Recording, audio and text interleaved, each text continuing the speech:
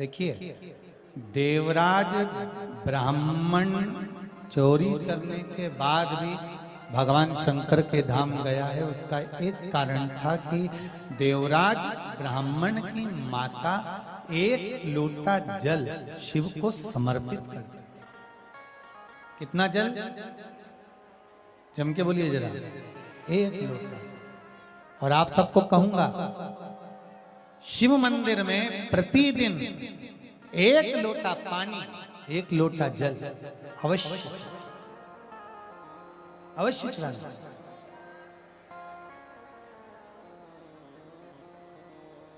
एक लोटा पानी भगवान शंकर को अवश्य। क्या होता है? 3 दोष समाप्त होते हैं एक लोटा पानी शिव जी को चढ़ाने से। 3 दोष। पहला पितृदोष, दूसरा वास्तु दोष और तीसरा कालसर्प दोष। जब हम घर में से जल लेकर जाते हैं तो हमारे घर का पानी जब जाता है तो घर का जो वास्तु केंद्र होता है वो रसोई घर होता है। रसोई घर में से जल ले जाकर शिव जी को चढ़ाते हैं तो उससे वास्तु दोष समाप्त होता है। दूसरे नंबर पर है पितृदोष।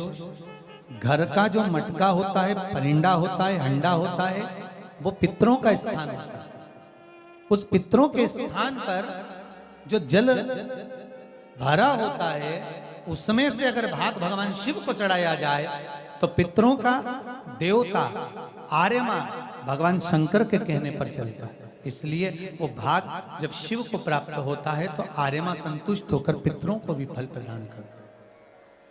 तीसरे नंबर पर कालसर्प दोष। भगवान शंकर को एक लोटा पानी अगर चढ़ा रहे हो, भगवान शिव पर एक लोटा पात्र जल का अगर चढ़ा रहे हो तो आपका कालसर्प दोष समाप्त। कालसर्प दोष होता कैसे? शंकर भगवान का चढ़ा हुआ जल तुलसी जी में चढ़ाने से पत्रिका में कालसर्प दोष हो जाता है। जैसे माँ जो होती है ना, घर की जो माँ होती है, अगर गर्भ में बच्चा है, गर्भ में संतान है और वो शिव जी पर अगर एक लोटा पानी जैसे शंकर जी पर जल चढ़ाया, थाली में सारे भगवान को निला लिया, गणेश जी, देवी जी, शंकर जी, सारे देवताओं को एक ही थाली में रखकर स्नान कराकर वो शंकर का चढ़ा हुआ जल जब चढ़ाया जाता है तुलसी जी में ले जाकर लोग डाल देते हैं, उससे जो बच्चा जन्म लेता है उस बच्चे की पत्रिका में कालसर्प दोष आ जाता है।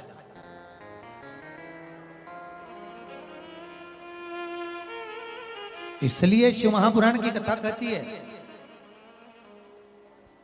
सारे देवताओं को भले एक ही थाली में स्नान करा लो, एक ही पात्र में स्नान करा लो, पर देवाधिदेव महादेव को एक छोटे से पात्र में अलग से स्नान करा लेना चाहिए, अलग से।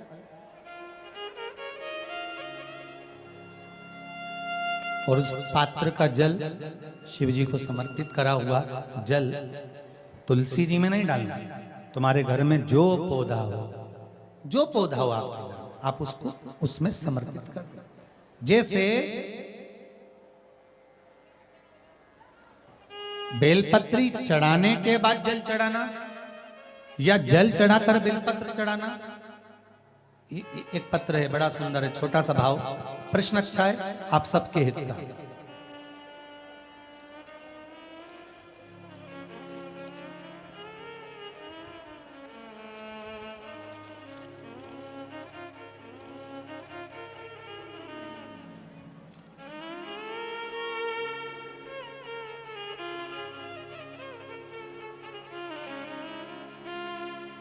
अरुणा जी अग्रवाल जयपुर, झरना जी अग्रवाल जयपुर राजस्थान से इन्होंने प्रश्न किया है, गुरुदेव दूध, कच्चा दूध केवल शिवलिंग पे चढ़ाना चाहिए या पूरे शिव परिवार पे चढ़ाना चाहिए?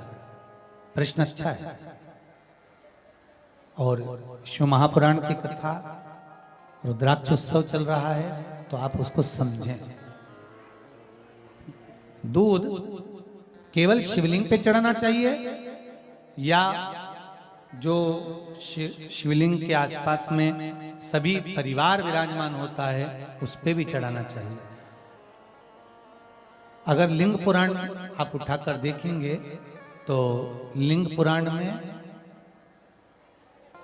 एक बड़ा सुंदर संवाद आता है जिसमें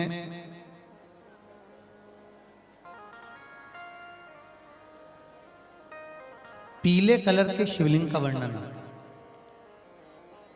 सफेद, लाल, पीला और काला, ये शिवलिंग का आपको पहले वर्णन करा है। ब्राह्मण सफेद मट्टी का शिवलिंग बनाता है, वैश्य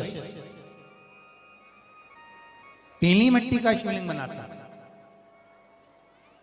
क्षत्रिय लाल मिट्टी का शिवलिंग का निर्माण करता है, शूद्र काली मिट्टी का शिवलिंग का निर्माण करता है। काली मिट्टी के शिवलिंग का निर्माण करता है। ये जो वर्णन किया गया है कि उसमें लिंग पुराण के अंतर्गत एक पीले शिवलिंग का वर्णन आता है कि पीला जो शिवलिंग होता है उस शिवलिंग का भाव कितना सुंदर बताया गया है। उसमें व्याख्यान वर्णन में आप अगर पढ़ेंगे देखेंगे लिंग पुराण के अंतर्गत तो उसमें आता है कि दूध जब आप देव अधिदेव महादेव के शिवलिंग पर समर्पित करते हो तो शिव महापुराण की कथा कहती है, लिंग पुराण कथा कहती है, नर्मदा पुराण, स्कंद पुराण, पद्म पुराण, अग्नि पुराण, सारी पुराणे वर्णन करती है। वराह पुराण, ब्रह्मवेत्ता पुराण, ये जितनी पुराणे सब वर्णन करती है कि जब शिवलिंग पर हम दूध चढ़ाते हैं तो केवल शंकर भगवान के शिवलिंग पर दूध चढ़ा देने से संपूर्ण परिवार पर दूध चढ़ जाता है। अलग से हमें कहीं चढ़ाने की जरूरत नहीं, अलग से हमें कहीं दूध ले जाकर चढ़ाने की जरूरत नहीं कि हमें गणेश जी को अलग से चढ़ाना पड़ेगा, देवी जी को अलग से चढ़ाना पड़ेगा, कार्तिकेय जी को अलग से चढ़ाना पड़ेगा या नंदी को अलग से चढ़ाना पड़ेगा। तो जो प्रश्न करा है जन्ना जी अग्रवाल जी ने, जयपुर राजस्थान से हैं, सुंदर प्रश्न करा है।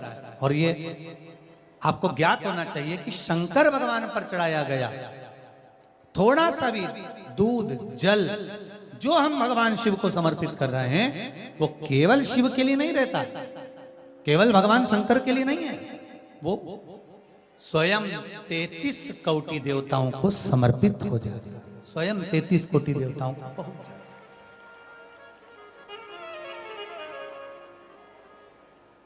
अलग से देने की जरूरत नहीं होती।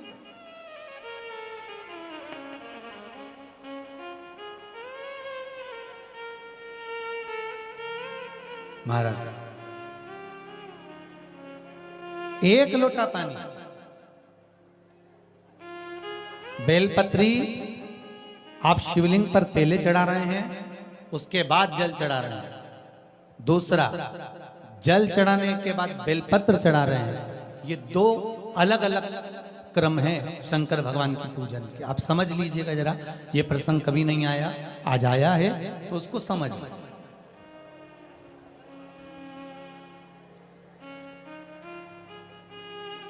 पहले बेलपत्र, उसके बाद में जल जो चढ़ाया जाता है ये रोग मुक्ति के लिए चढ़ाया जाता है। काय के लिए चढ़ाते हैं अपन? रोग के निवारण के लिए, रोग मुक्ति के लिए। जैसे